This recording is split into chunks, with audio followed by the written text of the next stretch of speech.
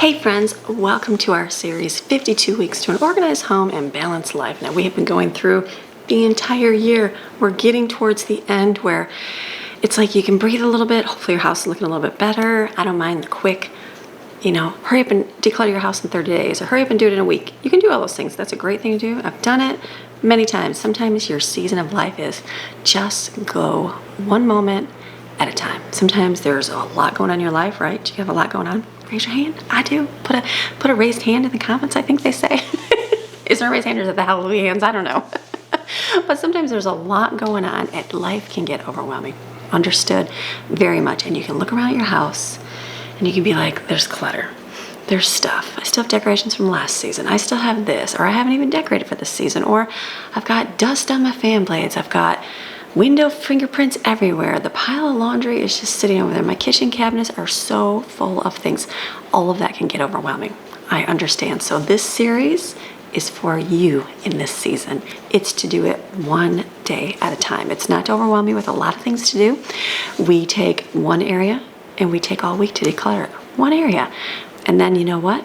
Then the next time we do another area.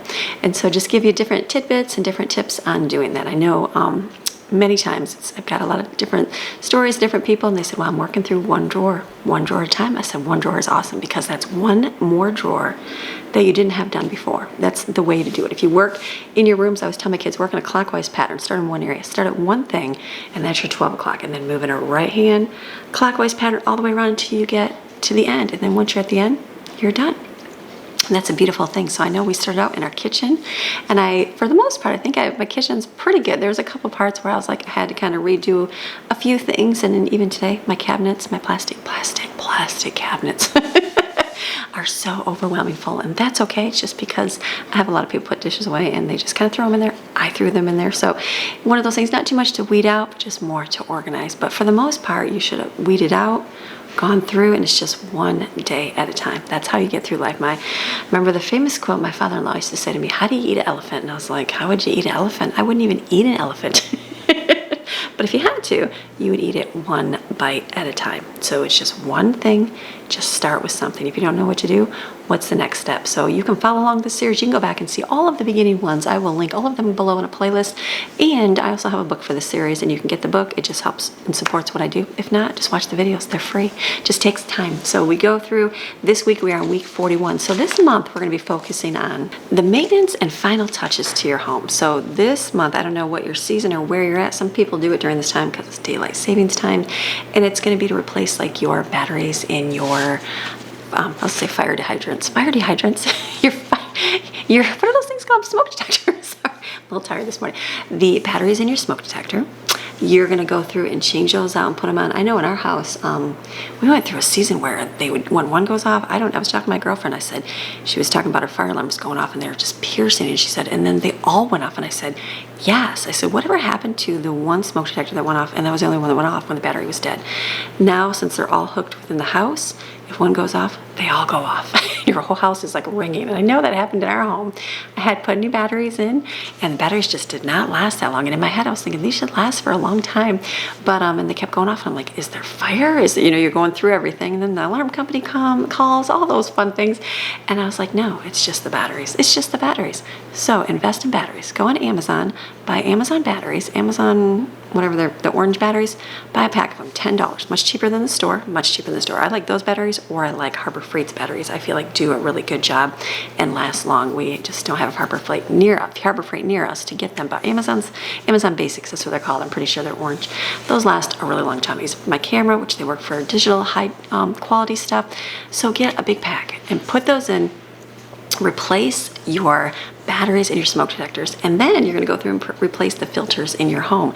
That's something we have to do on a more like a monthly basis here in Florida because our air is running nonstop. But sometimes in like I know we lived in the mountains, when the air was on through the summer, I would kind of do them every other month, every couple months, and then through the seasons where we didn't run it, I didn't have to worry about it. But check your filters. Go check your filters in your house. They're probably pretty dirty. If you can't afford any filters right now, understood. Take them outside, blow them off. Get yourself do you have a blow thing? like one of those air compressors, blow as much air out. I don't recommend putting them back in. But if you have no other option, blow them out. Go outside, blow them off, stick them back in. They'll be good for a little bit. It's better than nothing. So just a little tidbit, but go get some if you can. And then also go through your house and look for any light bulbs that are out. I am guilty of that.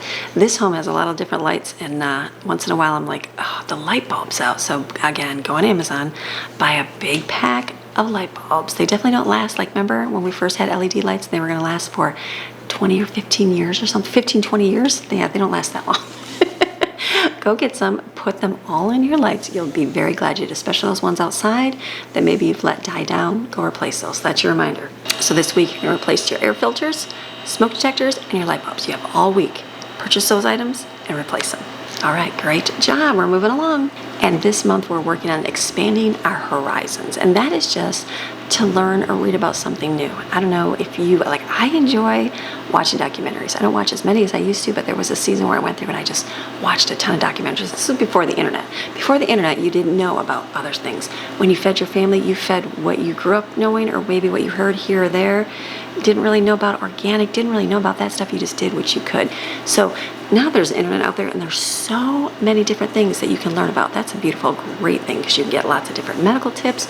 You can read about, you might be going through something like perimenopause, and you only know what you're told, or what your mama's known, or maybe what your family's known, and that's it. But now there's this whole world out there where you can learn about it, and it's like, wow, that's very helpful. So sometimes it can be a little bit more overwhelming, but it's very helpful. So this month, how about this whole month?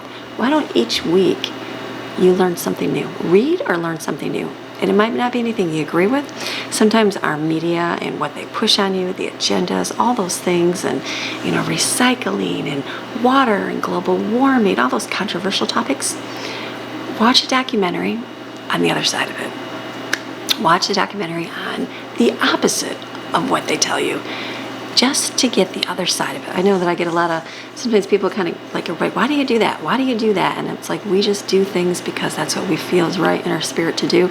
And it's because we've been exposed to something. It's because we've learned about the other side of things. We've been told about things, and it might be something as simple as cooking your meal in the morning and letting it sit, or taking your meat, freezing it, and then refreezing it. I know, all those things. Yes, I know, controversial.